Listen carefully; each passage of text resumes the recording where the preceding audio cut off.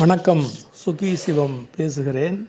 இத்தனை இக்கட்டுகளுக்கு மத்தியிலும் தமிழ் புத்தாண்டை எண்ணி மகிழ்கிற உலகெங்கும் வாழ்கிற தமிழர்களுக்கு என்னுடைய நம்பிக்கை நிறைந்த வாழ்த்துக்களை தெரிவித்துக் கொள்கிறேன். எந்த துன்பத்திலிருந்தும் விடுதலை பெறுவதற்கு இறையருளும் மனித முயற்சியும் பேராற்றலும் எப்போதும் போல துணை நிற்கும். ஒரு சொல் ஏற்கனவே நாம் கேள்விப்பட்ட சொல்லாக இருக்கும் என்று சொன்னால் அதே அர்த்தத்தை நாம் எப்போதும் பயன்படுத்தி கொள்ளுகிறோம். இப்போ உதாரணத்துக்கு சொல்கிறேன் பாருங்க. ஊரடங்கு அப்படின்னு ஒரு சொல் இருக்குது. இந்த சொல்லுக்கு இதுவரையில் சொல்லப்பட்டு வந்த அர்த்தம் என்ன? எதிரி நாட்டிலேருந்து படை நடத்த யாரோ வர்றாங்க, மேலேருந்து குண்டு போட போகிறாங்க அப்படின்னா என்ன பண்ணுவாங்க? ஊரடங்கு அப்படிம்பாங்க. விமானத்திலேருந்து குண்டு வரும், யாரும் வீட்டை விட்டு வெளியே வராதிங்க, பங்கரில் அல்லது உள்ளே பதுங்கிக்கங்க அப்படின்னு அந்த ஊரடங்குங்கிற சொல்லுக்கு வெளியிலேருந்து வர்ற தாக்குதலுக்காக அந்த சொல்லை பயன்படுத்துவாங்க. இன்னொன்று, ஊரடங்கு எப்போ பிறப்பிப்பாங்க அப்படின்னு கேட்டிங்கன்னா, அல்லது ரெண்டு சமூகத்துக்கு இடையில் கலவரம் நடந்து போச்சு, அமைதியை நிலைநாட்டணும் அப்படின்னா அப்போ ஊரடங்கு அப்படிங்கிற வார்த்தையை பயன்படுத்துவாங்க. நல்ல கவனிங்க. இது நாள் வரையில் ஊரடங்கு ஊரடங்கு ஊரடங்குன்னு நம்ம சொல்லிக்கிட்டு வந்திருந்த எல்லா விஷயமுமே இப்போ மாறி இருக்கு, அர்த்தம் இல்லாமல் மாறி இருக்கு. எப்படி மாறி இருக்கு நீங்கள் கவனிக்கணும்.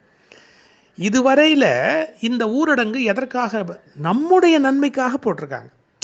யாரோ தங்களை காப்பாற்றிக்கிறதுக்காக இந்த ஊரடங்கு போடலை.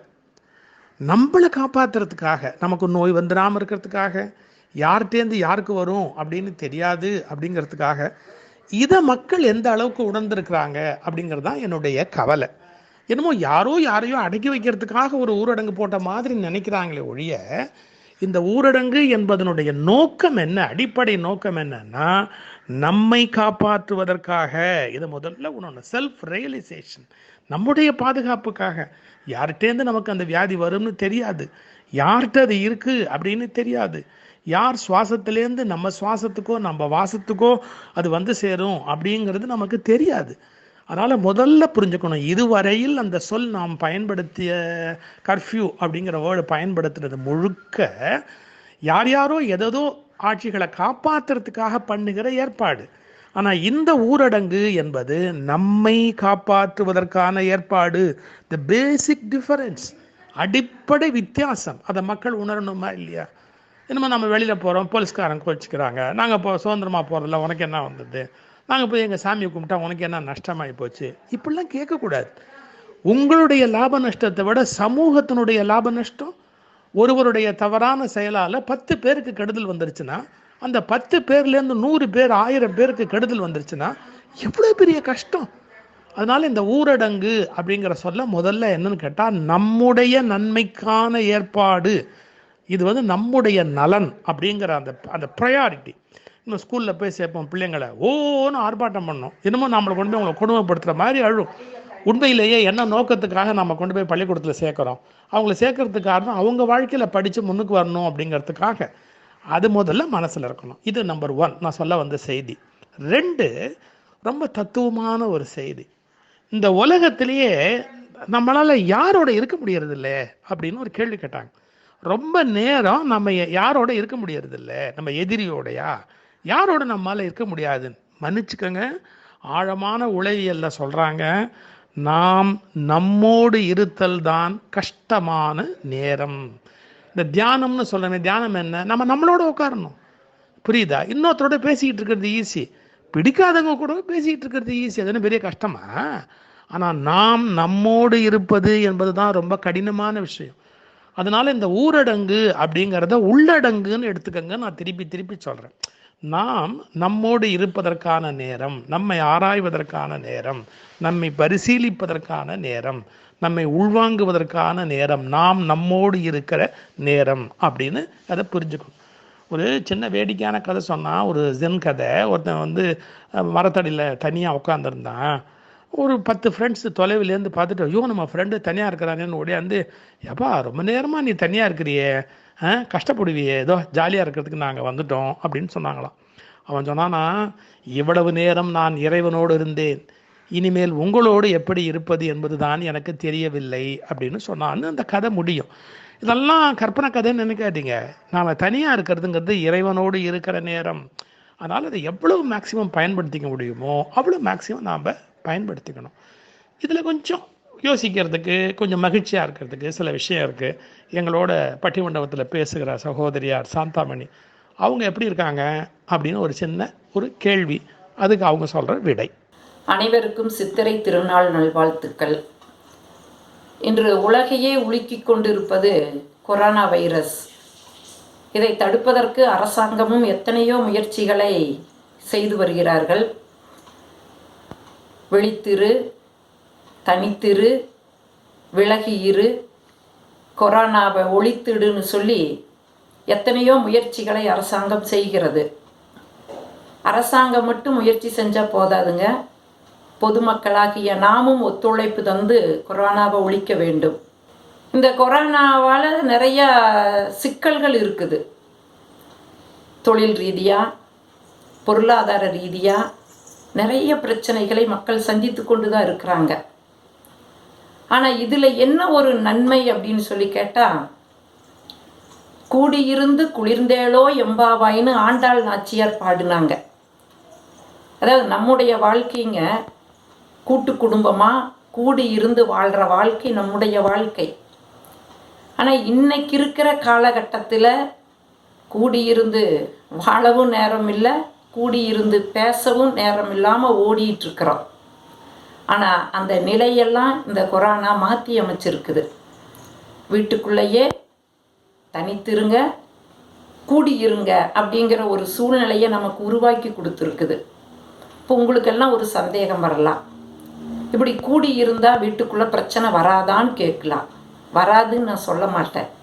ஏன்னா நம்ம ஓடிட்டு இருக்கும்போதே 1008 பிரச்சனைகளை சந்திச்சுக்கிட்டு இருக்கிறோம். இப்போ வீட்டுக்குள்ளே எல்லாரும் சேர்ந்து இருக்கும்போது பிரச்சனை வராமல் இருக்குங்களா? கட்டாயம் பிரச்சனை வரும். அந்த பிரச்சனையை நாம் எப்படி இந்த நாட்களிலே நாம் எதிர்கொள்வது அப்படிங்கிறதான் நான் உங்களோடு பகிர்ந்துக்கலான்னு இருக்கிறேன். அரசாங்கம் ஊரடங்கு சட்டத்தை போட்டு கொரோனாவை ஒழிக்க முயற்சி செஞ்சிட்ருக்குது. வீட்டில் இருக்கிற நாம, கூடி இருக்கிற நாம வாயடங்கு சட்டத்தை போட்டு பிரச்சனைகள் இருந்து நம்ம விடுபடணும் அப்படின்னு நான் சிந்திக்கிறேன். ஏன்னு கேட்டால், ஒரு கொரோனாவிலிருந்து தப்பிச்சு இன்னொரு கொரோனாவில் நம்ம சிக்கிக்கக்கூடாது. அதுவும் குறிப்பாக பெண்களுக்கு நான் சொல்கிறேன். முன்னெல்லாம் பிரச்சனை அப்படின்னு சொன்னால், அதாவது இதுக்கு முன்னால் பிரச்சனை அப்படின்னு சொன்னால் ஆண்கள் எல்லாம் என்ன செய்வாங்க? எதுவும் பேச மாட்டாங்க, சட்டை எடுத்து போடுவாங்க, நேராக பொட்டிக்கடையில் போய் நின்று ஒரு சிகரெட்டை வாங்கி, புண்பட்ட மனுஷன் புகை விட்டு ஆத்தற, புகையிற மனுஷன் கொஞ்சம் தண்ணி போட்டு ஆற்றிக்கிறேன்னு ஆறுதல் தேடிட்டு வருவாங்க. பெண்கள் நாம் என்ன செய்வோம்? நம்முடைய அம்மா வீட்டுக்கு போய் நாம் ஆறுதல் தேடுவோம். ஆனால் இன்றைக்கி இருக்கிற இந்த சூழ்நிலையில் ஆண்களும் வெளியில் போக முடியாது, பெண்களும் வெளியில் போக முடியாது. அப்படி போனால் காவல்துறையினர் மாமனார் வீட்டில் கொண்டு போய் வச்சிருவாங்க. அதனால் முடிஞ்ச வரை வாயடங்கு சட்டத்தை நாம் நமக்குள்ளேயே போட்டுட்டோம்னா வீட்டில் எந்த சிக்கலும் வராது. நான் நிறைய மேடைகளில் சொல்கிற செய்தியைத்தான் நான் சொல்கிறேன். திருமணமாகி 15 வருஷம் ஒரு தம்பதியிடையே எந்த ஒரு பிரச்சனையும் இல்லையா? ஊரே ஆச்சரியப்பட்டது. எங்க உங்களுக்கு ஒரு சின்ன சண்டையும் கூட வந்தது இல்லையான்னு? இல்லைங்க, வந்ததில்லைங்க. அது எப்படிங்க? மனைவி கணவன் பேசி மனைவி எதிர்த்து பேசாமல் இருப்பாங்களா? வாய்ப்பே இல்லைங்க. அப்போ அந்த கணவர் சொன்னாரா, இப்படிங்க எதிர்த்து பேசுவா, அவள் தான் ஊமைங்களாச்சு அப்படின்னு சொன்னானா. இப்போ எல்லாரும் கேட்ட பிறகு அவனுக்கு ஒரு ஆசை, மனைவியும் என்னமோ சொல்லணும் அப்படின்னு ஆசைப்படுறா. சரி, நல்ல டாக்டர்கிட்ட கூட்டிகிட்டு போய் காட்டலாமேன்னு சொல்லி டாக்டர்கிட்ட கூட்டிகிட்டு போனான். டாக்டர் எத்தனை செலவானாலும் பரவாயில்லைங்க, 3 வட்டிக்கு வேணாலும் நான் வாங்கி கட்டுறேன், என் மனைவியை பேச வைக்க முடியுமான்னு பாருங்கன்னு. இப்போ டாக்டர் எல்லாம் பரிசோதனை பண்ணி பார்த்துட்டு, ஒன்றும் சிக்கல் கிடையாது, கொஞ்சம் தொண்டையில் சதை எக்ஸ்ட்ரா வளர்ந்துருக்குது, அவ்வளோதான், அதை ஆப்ரேஷன் பண்ணால் உன் மனைவி கலகலகலன்னு பேசுவான்னு சொன்னாரா. 3 வட்டிக்கு வாங்கினா 6 லட்சம் ஆகுன்னு சொன்னால் கட்டுனா ஆப்ரேஷன் சக்ஸஸ். டாக்டர்கிட்ட கேட்குறா, டாக்டர் என் மனைவி போ 8ஆம் நம்பர் ரூமில் எகிரி எகிரி பேசிகிட்டு இருக்கிறா, போய் பாருன்னு. அவன் போய் கதவை திறந்தான். கதவை திறந்த உடனே கணவனை பார்த்த மனைவி 15 வருஷம் பேசாததை 10 நிமிஷத்தில் பேசி முடிச்சா. வாழ்க்கையில் உன்னகை கட்டி நான் என்ன சுகங்கண்ட நகை உண்டா நட்டுண்டா இருந்து பெற்றவங்க கொண்டு வந்து என்னை பாலு கிணத்துல தள்ளி ஐயோ நான் நாட்டுக்கெல்லாம் இருந்தா ஊரை ஆட்டி இருக்குமே அம்மியா இருந்தா ஊரை பேசுன்னு பேசுனா. கதவடைச்சா. திரும்பி வந்தா. டாக்டர் 6 வட்டிக்கு வேணாலும் வாங்கி நான் கட்டுறேன், தயவு செய்து அவளை மறுபடியும் ஊமையாக்குங்கன்னு சொன்னானா. இப்போ டாக்டருக்கு கோபம் வந்துச்சு. ஏண்டா வேணும்னா திறக்கிறக்கு, வேண்டானா அடைக்கிறக்கு, இது என்ன வாய்க்கா வரப்பாடா, ஒன்று செய்ய 50,000 கட்டு, உன்னை நான் செவிடாக்கிடுறேன்னு சொன்னானா. இப்போ உங்களுக்கெல்லாம் சந்தேகம் வரலாம், இதிலிருந்து என்ன நீதியை நீ சொல்ல வர்றேன்னு கேட்கலாம். இப்போ இந்த உள்ளடங்கு நாட்களில் முடிஞ்ச வர வீட்டுக்குள்ளே ஏதாவது பிரச்சனைன்னு வந்தால் வாயிருந்து ஊமைகளா காதிருந்து செவிடர்களாக நம்ம இருந்துட்டோம் அப்படின்னு சொன்னால் வாழ்க்கையில் சிக்கல் வராது.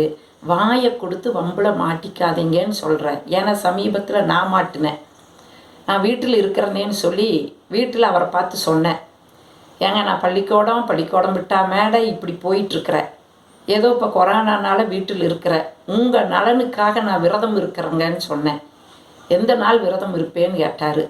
உங்களுக்கு வாய் திக்கக்கூடாதுன்னு திங்கக்கிழமை விரதம் இருப்பேன், செரிமானம் ஆகும்னு செவ்வாய்க்கிழமை விரதம் இருக்கிற, நல்ல புத்தி வரணும்னு புதன்கிழமை விரதம் இருக்கிற, வாழ்க்கையில் விளங்கணும்னு சொல்லி வியாழக்கிழமை விரதம் இருக்கிற, வெளிச்சம் பெறணும்னு சொல்லி வெள்ளிக்கிழமை விரதம் இருக்கிற, சனி அண்டவே கூடாதுன்னு சனிக்கிழமை விரதம் இருக்கிறேன்னு. என் வீட்டில் ஒரே ஒரு வார்த்தை சொன்னார், நீ இத்தனை விரதமெல்லாம் இருக்க வேண்டிய அவசியமே இல்லை, ஒரே ஒரு விரதம் இரு போதும்னாரு. என்ன விரதம்ங்கோன்னு கேட்டேன். நீ மௌன விரதம் இரு, வீடே உருப்பட்டுருன்னு சொன்னார். நான் இதை எதுக்கு சொல்கிறேன்னா, முடிஞ்ச வரை சிக்கல்கள் வரும் பொழுது நம்ம அதை எப்படி எதிர்கொண்டு போகிறது அப்படிங்கிறத ஒருத்தர் புரிஞ்சுக்கிட்டோம் அப்படின்னு சொன்னால் வாழ்க்கையில் மகிழ்ச்சியாக இருக்குது. இந்த கொரோனானால் நம்ம இன்னொரு பாடத்தையும் நம்ம கற்றுருக்குறோம். பொதுவாக மேடைகளில் நம்ம பேசுகிறோம், ஆணும் பெண்ணும் சமம்னு பேசுகிறோம். ஆனால் இது எத்தனை வீடுகளில் இது சாத்தியப்படுது அப்படிங்கிறது கேள்விக்குறியாக தான் இருக்குது. ஆனால் இன்றைக்கி இந்த வீட்டுக்குள்ளே உள்ளடங்குல நம்ம இருக்கிறப்போ நிறைய ஆண்கள் எல்லாம் சமையல் கட்டு பக்கம் வர ஆரம்பிச்சிட்டாங்க. இது எப்படின்னு கேட்டால் இப்போ வாட்ஸ்அப்பு ஃபேஸ்புக்கில் நிறைய வருது, நான் பார்க்குறேன். ஒருத்தர் போடுறாரு, நான் இப்போ தான் ஸ்டவ் பற்ற வைக்க பழகியிருக்கிறேன்னு. இன்னொருத்தர் போடுறாரு, நான் முதலாக அல்வா கிண்டினேன்னு போடுறாங்க. ஏன்னா நானும் ஒரு தடவை காரக்குழம்பு வச்சேன், ஃபேஸ்புக்கில் போட்டு விட்டேன். என் வீட்டுக்காரரை தவிர்த்து எல்லோரும் லைக்ஸ் போட்டாங்க. இப்போ நானும் சொன்னேன், ஏங்க எல்லோரும் லைக்ஸ் போட்டிருக்குறாங்க, நீங்களும் ஒரு லைக்ஸ் போட வேண்டியதானேன்னு. அப்போ அவர் கோச்சிக்கிட்டு சொன்னார், எல்லாரும் பார்த்துட்டு போடுறாங்கடி, ஆனால் நான் மட்டும்தான் சாப்பிட்டு பார்த்துட்டு இருக்கிறப்போ வேலையை பார்த்துட்டுனாரு. ஆனால் என்ன ஆச்சரியம், இப்போ அவரே ஃபேஸ்புக்கில் போட்டிருக்கிறாரு, முதலாக நான் குக்கர் வச்சேன்னு. ஆக ஆணும் பெண்ணும் சமம் என்ற அந்த சமத்துவம் வீட்டுக்குள்ளே இந்த கொரோனானால் வர ஆரம்பிச்சிடுது. அதனால் இதை நீங்கள் தக்க வச்சுக்குங்க. பெண்கள் எல்லாம் பேரன் பேத்தி பிள்ளைகள் இப்படி எல்லாரும் கூடியிருப்பீங்க, நல்ல விளையாட்டுக்களை சொல்லி கொடுங்க. அன்னைக்கெல்லாம் நம்முடைய முன்னோர்கள் பல்லாங்குழி விளையாண்டாங்க. அது எதை கற்றுக் கொடுத்துச்சு, வாழ்க்கையில் பகிர்தல் வேண்டும் அப்படிங்கிறத கற்றுக் கொடுத்துச்சு. பரமபதம் விளையாடினாங்க. என்ன, வாழ்க்கையில் ஏற்றம் இருந்தால் இரக்கமும் உண்டு, இரக்கம் இருந்தால் ஏற்றமும் உண்டு அப்படிங்கிறத அந்த விளையாட்டில் கற்றுக்க முடிஞ்சுது. இப்படி எத்தனையோ விளையாட்டுக்கள், தாயம், வாழ்க்கையில் வெட்ட விழுந்து விடக்கூடாது, எழுந்து நிற்க வேண்டும் என்று இப்படி எத்தனையோ நம்முடைய முன்னோர்கள் விளையாடிய விளையாட்டுக்கள் எல்லாம் இருக்குது. அதையெல்லாம் இந்த நாட்களிலே பெண்கள் எல்லோரோடும் சேர்ந்து மகிழ்ச்சியாக அதை பகிர்ந்து கொள்ள வேண்டும். இதை எத்தனையும் தாண்டி இத்தனை பிரச்சனைகள் இருந்தாலும் இன்னைக்கு இந்த நாட்களிலே 3 வேளையும் குடும்பத்தோடு உட்கார்ந்து அனைவரும் சேர்ந்து உணவு அருந்துகின்ற மகிழ்ச்சியை நினைக்கும் போது உண்மையிலேயே உலகத்தில் இதைவிட மகிழ்ச்சி வேற எதுவும் இல்லை. அப்படிப்பட்ட வாய்ப்பு கிடைச்சிருக்குது, அதை நன்றாக பயன்படுத்துங்கள். வணக்கம். வணக்கம். ஊரடங்கை உள்ளடங்கா சரியாக பயன்படுத்துவோம். நன்றி. வணக்கம்.